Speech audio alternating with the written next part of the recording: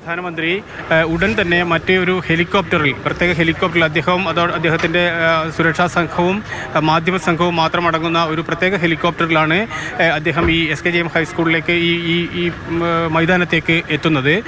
നേരത്തെ ഈ വ്യോമ നിരീക്ഷണത്തിൻ്റെ ഒരു ആലോചനയുണ്ടായിരുന്നു എങ്കിൽ കൂടിയും അത്തരത്തിലൊരു വ്യോമ നിരീക്ഷണം ഇപ്പോൾ വേണ്ട എന്നൊരു തീരുമാനത്തിലാണ്. പകരം ഈ സ്ഥലങ്ങളിൽ നേരിട്ട് സന്ദർശനം നടത്തുന്നുണ്ട്. അതുകൊണ്ട് വ്യോമ നിരീക്ഷണം ഒരുപക്ഷെ ഉണ്ടാകാൻ ഇടയില്ല. നേരെ ഈ സ്കൂൾ ഗ്രൗണ്ടിലേക്ക് എത്തുകയും ഇവിടെ നിന്ന് കാർ മാർഗമാണ് ഈ സ്ഥലങ്ങളിലെല്ലാം തന്നെ സന്ദർശിക്കുകയും ചെയ്യുന്നത്. അതുകൊണ്ട് തന്നെ കണ്ണൂർ എയർപോർട്ടിൽ നിന്നും ഈ ഹെലികോപ്റ്ററിൽ കയറിയതിനു ശേഷം അധികം വൈകാതെ തന്നെ അദ്ദേഹം ഈ കൽപ്പറ്റ നഗരത്തിലേക്ക് എത്തുകയും ഇവിടെ നിന്ന് അദ്ദേഹത്തിൻ്റെ യാത്ര തുടരുകയും ചെയ്യും. ഏതാണ്ട് 3 മണിവരെ ഇവിടെ ഉണ്ടാവുകയും 3:45 കണ്ണൂർ എയർപോർട്ടിൽ നിന്ന് അദ്ദേഹം തിരിച്ചു പോവുകയും ചെയ്യും.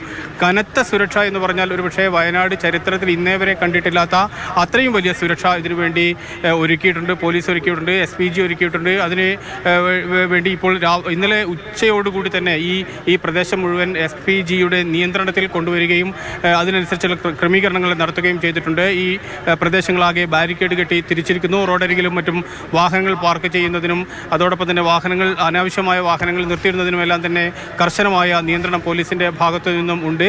ഇനി അദ്ദേഹം എത്തിക്കഴിഞ്ഞാൽ ഈ മേപ്പാടി വഴി ഈ ചൂരൽമലയിലേക്ക് പോകുന്ന സ്ഥലങ്ങളിലെല്ലാം തന്നെ എല്ലാ വാഹനങ്ങളും മാറ്റിയിട്ടുണ്ട്. റോഡ് പൂർണ്ണമായും SPGയുടെ നിയന്ത്രണത്തിലേക്ക് കൊണ്ടുവന്നിട്ടുണ്ട്. മറ്റു വാഹനങ്ങൾ ആ മേഖലകളിലേക്ക് കടത്തില്ല. അങ്ങനെ ഒരു പഴുതടച്ച ഈ കേരളം ഇതേവരെ കണ്ടിട്ടില്ല, അതിൽ വയനാട് ഇതേവരെ കണ്ടിട്ടില്ലാത്ത അത്രയും കാർക്കശ്യം നിറഞ്ഞ ഒരു സുരക്ഷാ സംവിധാനവും ഏർപ്പെടുത്തിയിട്ടുണ്ട്.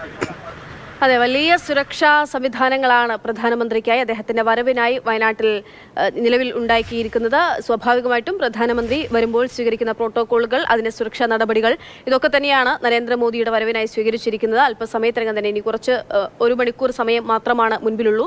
അതിനകം പ്രധാനമന്ത്രി കണ്ണൂർ വിമാനത്താവളത്തിലെത്തി അദ്ദേഹം വയനാട്ടിലേക്ക് തിരിക്കും.